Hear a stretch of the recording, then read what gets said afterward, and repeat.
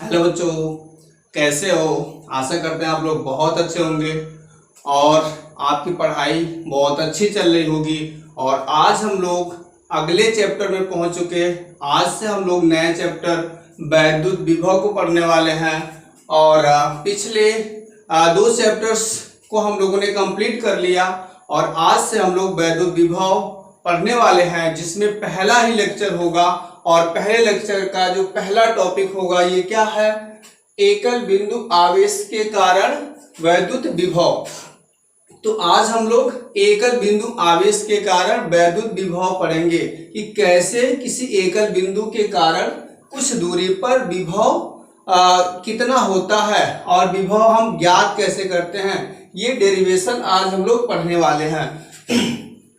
तो देखें, यहाँ पर आज हम लोग ये पढ़ने वाले हैं एकल बिंदु आवेश Q से R दूरी पर बिंदु P पर विभव क्या होगा, विभव का मान क्या होगा। और इसी के आधार पे हम सूत्र का निगमन करेंगे। और सूत्र का निगमन हो जाने से चाहे R दूरी हो या कोई भी दूरी हो, x दूरी हो या 50 मीटर हो या 10 मीटर हो, 2 मीटर हो, कुछ भी हो, किसी भी दूरी के लिए वैद्युत क्षेत्र की वैद्युत विभव हम ज्ञात कर लेते हैं।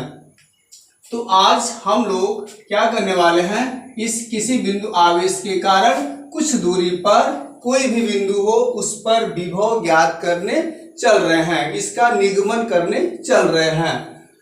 तो आप क्या करेंगे, कहेंगे कि माना प्लस Q आवेश से R दूरी पर स्थित बिंदु P पर वैद्युत विभव, बिंदु P पर वैद्युत विभव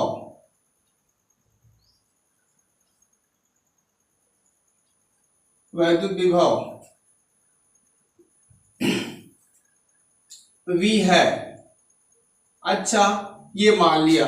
इसके बाद हम क्या करते हैं, इसे ही V को हम ज्ञात करने वाले हैं। ठीक है, इसके बाद से हम ये कहने चल रहे हैं कि कोई प्लस Q आवेश से हम x दूरी पर कोई परीक्षण आवेश Q0 लेते हैं।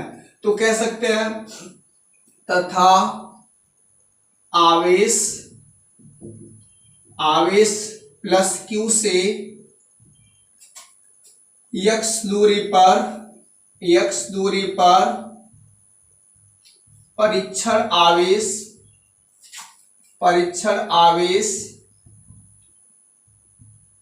Q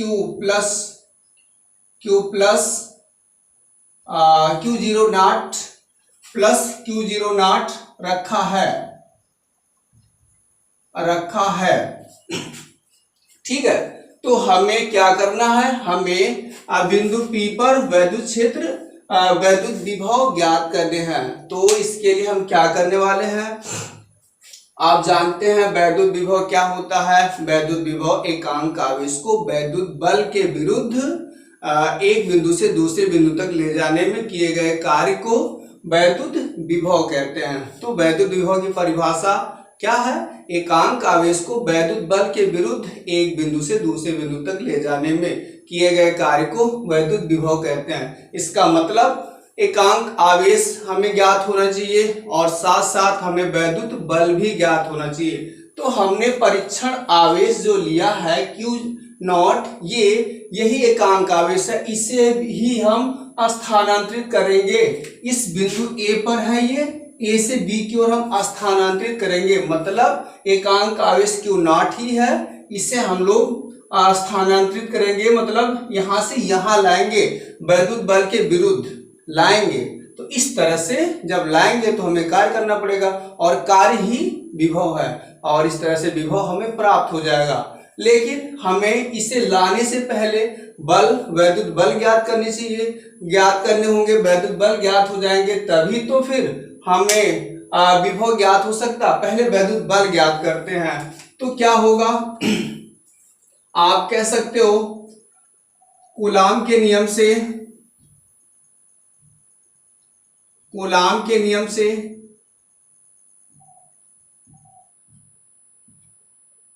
कूलाम के नियम से कूलाम के नियम से क्या प्लस क्यू और प्लस क्यू नॉट के बीच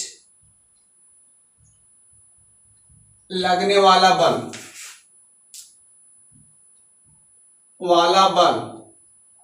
F इक्वल टू क्या होगा कूलाम के नियम से, तो आप जानते हैं, बहुत अच्छी तरह जानते हैं, 1/4 pi epsilon not into Q1 into Q2, Q1 means plus Q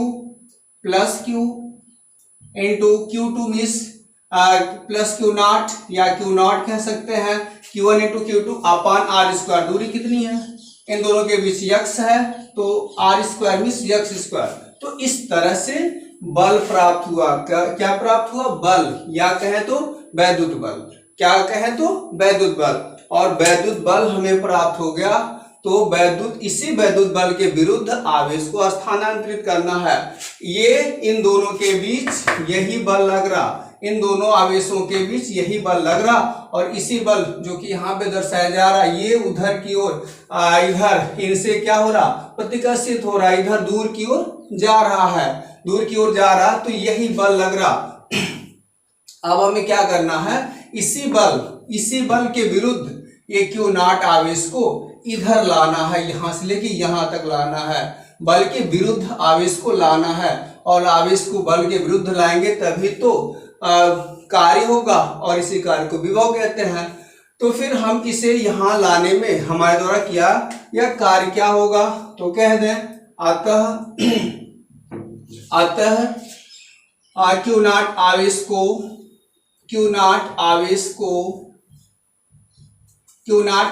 को ए से बी तक लाने में किया गया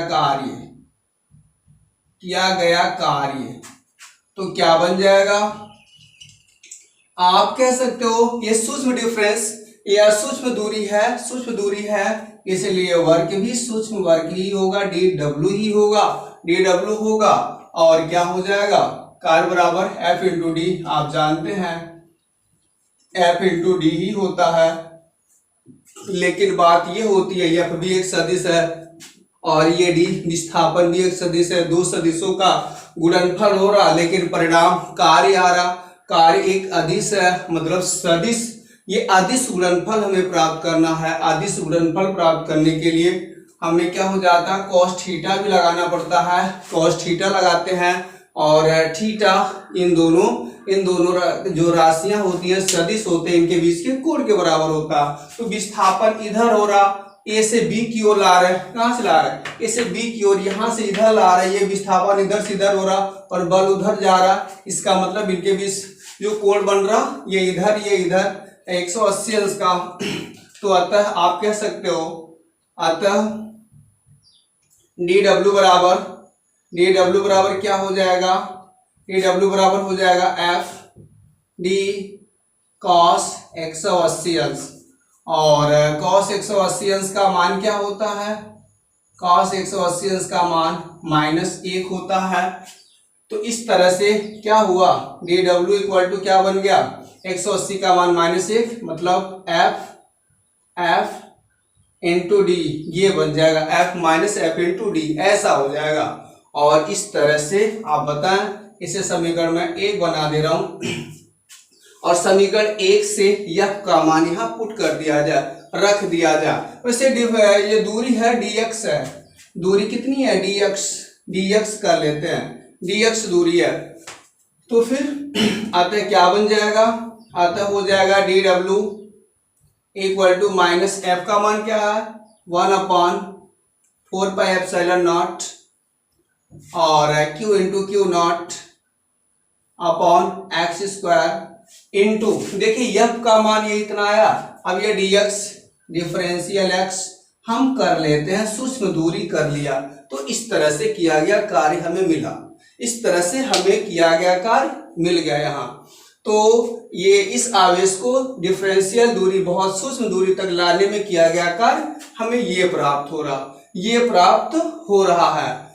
अच्छा, तो ये प्राप्त हो रहा है, लेकिन हमें क्या करना है, r दूरी पर किया गया कार्य प्राप्त करना है। किसी आवेश को r दूरी तक, r दूरी पर, आवेश से r दूरी पर किया गया कार्य या विभव ज्ञात करना है। तो इसके लिए r दूरी पर समझ लीजिए हमें कार्य ज्ञात करना है। तो ऐसी स्थिति में ये तो x है, डिफरेंशियल है, हम क्या करते हैं, इसका समाकलन कर लेते हैं। तो अधिक दूरी के लिए हो जाएगा, तो क्या कर लेते हैं, अतः अनंत से। तो इसका विस्तार क्या होने का मतलब, इसका विस्तार होने का मतलब यही है, ये सूक्ष्म दूरी है और हम अनंत दूरी ले लेते हैं, या कह सकते हैं अनंत से r दूरी तक लाने में किया गया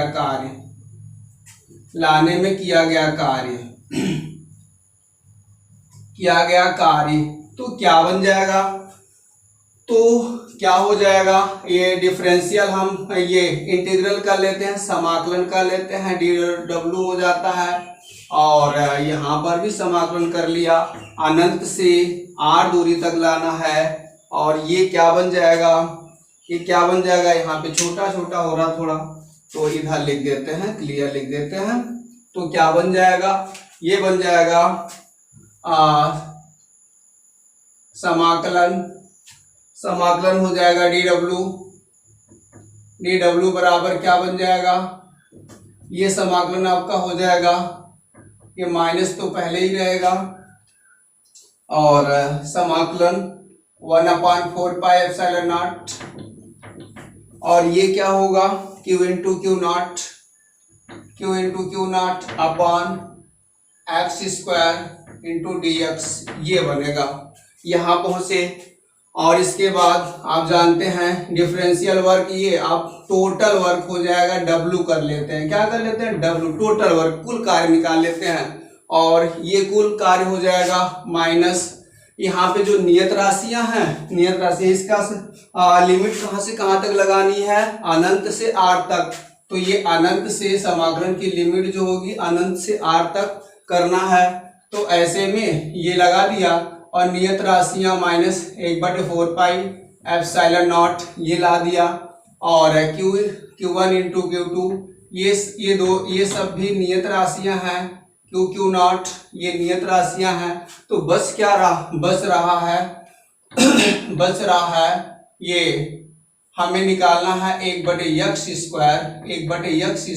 का ही हमको क्या करना है, समाकलन करना होगा। यही अचर वैल्यू है, यही चर वैल्यू है, इसी का हम मान ज्ञात कर सकते हैं, समाकलन कर सकते हैं। ये तो अचर वैल्यूज हैं, इनका कुछ नहीं होगा, इनका समाकलन यही होता है, नियत होता है। तो हम यहाँ पहुंचे, यहाँ पहुंचने के बाद W बराबर हमें क्या मिल रहा, हमें मिल रहा -1/4 पाई एप्सिलॉन नॉट, या यहाँ पे हम direct Q into q not भी कह सकते हैं, कोई दिक्कत नहीं। अब यहाँ पे हम लिमिट लगा दे रहे हैं, समाकलन कर ले रहे हैं। तो समाकलन क्या हो जाएगा, समाकलन ये पहले तो हम इसे एक बार समाकलन क्लियर कर लेते हैं। x पे 2 को ऊपर किया, x पे -2 हो जाएगा। अब इसका समाकलन हो सकता है, तो फिर क्या होगा, W इक्वल टू क्या हो जाएगा, ये W इक्वल टू हो जाएगा आपका -Q into q naught upon 4 pi epsilon not.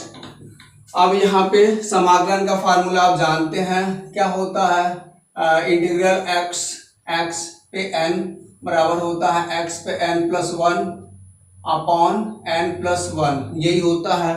तो x पे कोई भी पावर होता है उसमें एक जोड़ देते हैं और वही चीज नीचे कर लेते हैं। तो इसी तरह से x पे -2 + 1 बटे x पे -2, ये -2 + 1 ऐसा हो जाएगा।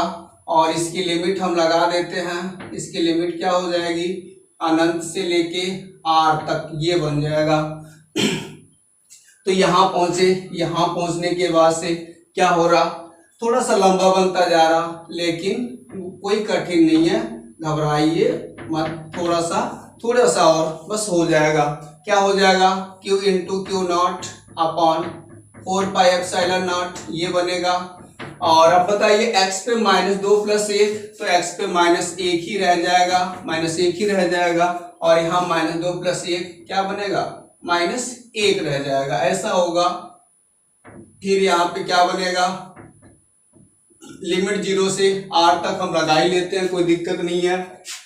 इसके बाद से W बराबर क्या बन रहा? Q into q not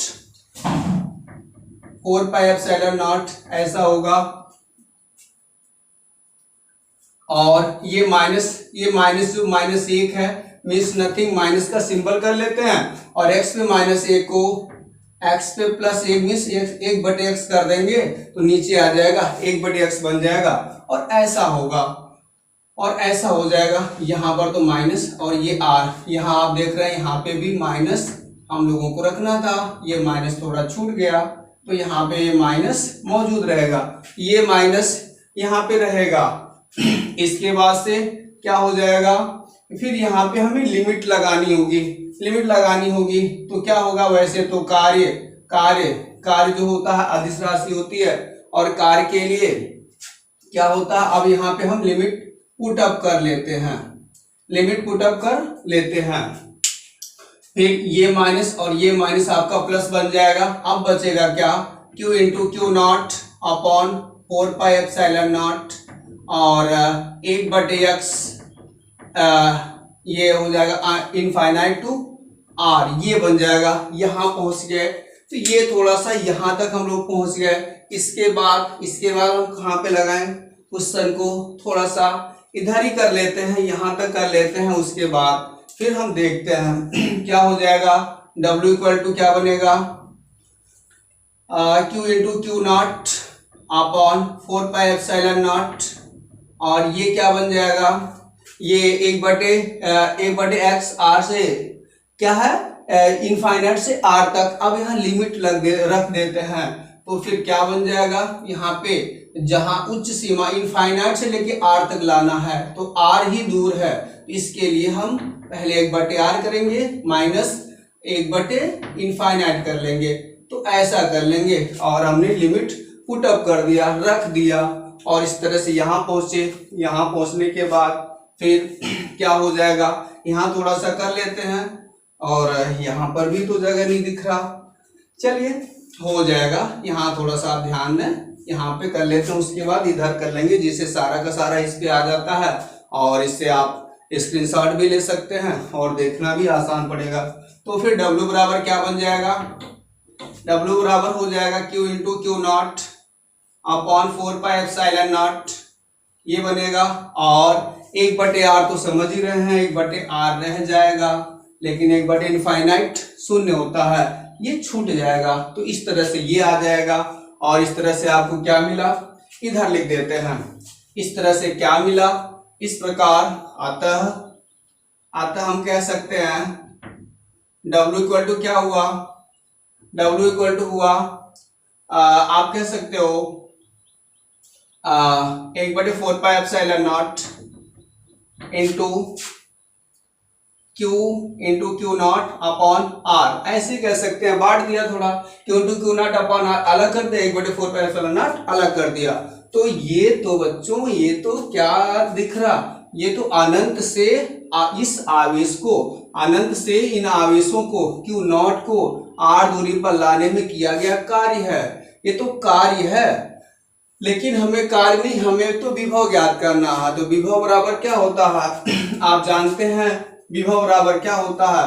V बराबर W अपन Q होता है। V बराबर W अपन Q, विभव बराबर कार्य बटे आवेश होता है। तो इस तरह से क्या हो जाएगा? क्योंकि कह सकते हो क्योंकि W बराबर ये V बराबर, या ये कह देते हैं अच्छा रहेगा, दोनों पक्षों में क्यू नॉट से भाग देने पर क्यू नॉट से भाग देने पर, तो क्यू नॉट से भाग दिया, W अपॉन क्या हुआ, क्यू नॉट हो गया 1/4πε0 और Q into q naught upon R। इसमें भी हम क्यू नॉट से क्या कर दिए, भाग दे दिया, बटे किया तो क्यू नॉट यहीं आ जाएगा और इस तरह से ये तो कट गया। और W अपॉन क्यू नॉट को हम क्या कहते हैं, V, कार्य बटे आवेश को ही तो विभव कहते हैं। तो V बराबर 1/4πε0 इंटू क्यू अपॉन R। तो इस तरह से ये हमें मिला। तो आप क्या देख रहे हैं, ये विभव बराबर 1/4πε0 क्यू अपॉन R प्राप्त हो रहा। तो इस तरह से ये पूरा का पूरा डेरिवेशन इस पे स्पष्ट रूप से लिखा हुआ है। हर जगह आप ऐसे देखे होंगे, ऐसे गए फिर ऐसे लिखते उठते यहाँ पहुंचते हैं, यहाँ के बाद से हम यहाँ लास्ट में ये विभव का मान प्राप्त हो गया। तो इस तरह से उम्मीद करते हैं ये आपको अच्छे से समझ में आया होगा और मैंने भी अच्छे से समझाने का पूरा प्रयास किया। तो वीडियो को लाइक भी करें और एक छोटा सा कमेंट भी करते रहें, साथ साथ चैनल को सब्सक्राइब करना न भूलें। आज के लिए बस इतना। Take care, bye bye.